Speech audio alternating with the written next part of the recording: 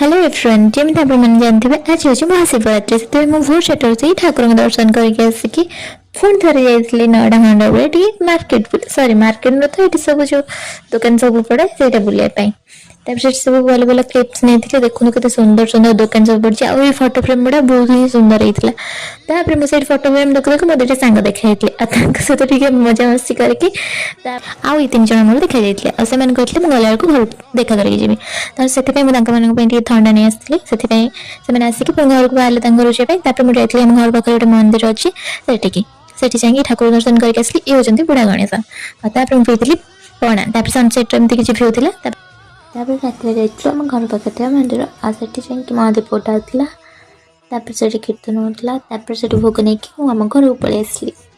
घर को आसिक खाई पूरी पूरी सहित भोग सहित भोग नहीं आज मिनी ब्लॉग जब आप भल लगे तो निश्चय लाइक एंड सब्सक्राइब करेंगे।